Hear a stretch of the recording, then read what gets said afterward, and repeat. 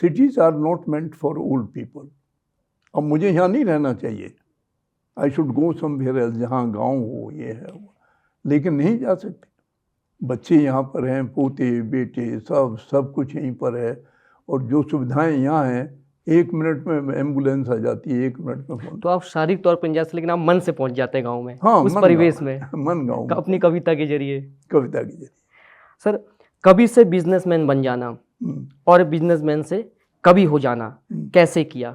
क्योंकि कवि और साहित्यकार होने की गहराई है एक तरफ, तो दूसरी तरफ बिजनेसमैन होने की चतुराई, एक कॉम्बिनेशन। हाँ, जिसमें आपने अपनी उस साहित्यिक हृदय को बचाए रखा। मेरी जो आत्मकथा आई है अभी, जिसकी बड़ी चर्चा है और वो इंग्लिश में भी ट्रांसलेट हो रही है, उसके पहले पेज पर, जैसे जल्द खोलेंगे आप, तो पहले पेज पर लिखा हुआ है कि कोई भी लक्ष्य बड़ा नहीं, हारा वही जो लड़ा नहीं।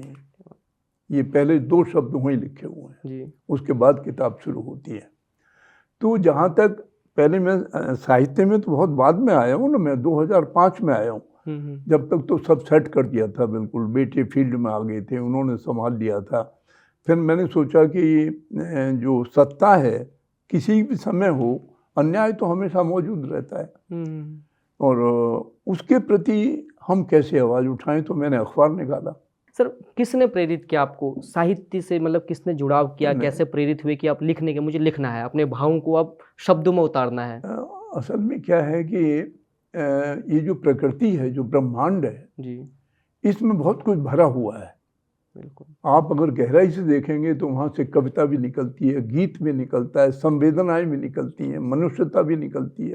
प्रकृति में सब कुछ है, लेकिन थोड़ा सा कॉन्सेंट्रेट करके सोचने की ज़रूरत है। जी। और मेरी तमाम कविताएं, मैं एक आध कविता और सुनाऊंगा आपको भी। जी, बिल्कुल।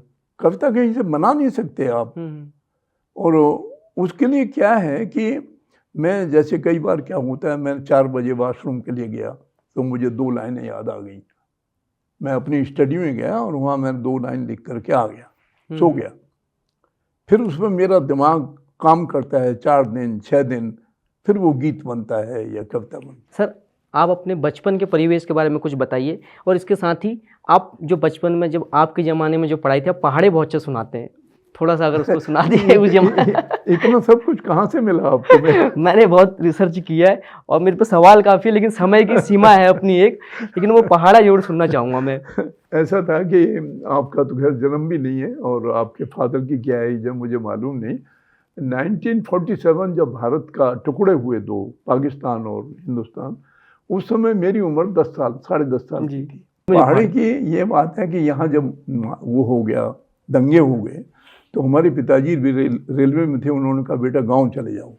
तो मैं और मेरी माँ गांव चले गए।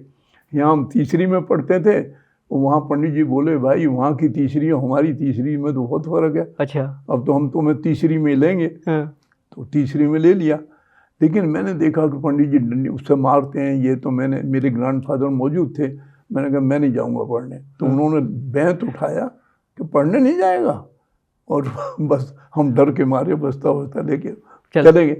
तो वहाँ पहाड़े क्या थे, अभी मैं अपने पोतों को उनको सुनाता हूँ तो बहुत हंसते हैं। तो वो कहते थे 1 पाव पाव, 2 पाव, 3 पाव, वो था 1 ढाम ढाम 2.5 का पहाड़ा। अब 2.5 का पहाड़ा आप कहेंगे कहाँ से आया? 2.5 का सही वो इसलिए आया कि जो हमारे यहाँ गुड़ बनता है, उसकी जो वो बनाते हैं ना, एक उसका वेट 2.5 किलो होता है। अच्छा, भेली जो होती है वो। हाँ, भेली। भेली शब्द से तो 2.5 सेर होता है, किलो नहीं। किलो तो था ही नहीं उन दोनों। तो फिर कहते थे वो बिकती थी जब उसमें जाके मंडी में, तो वो हिसाब लगाते थे, कह जी 5 भेलियाँ आपकी, 5 ढाम 7.5, ये लो 7.5 किलो हो गया, उसके पैसे ले लो।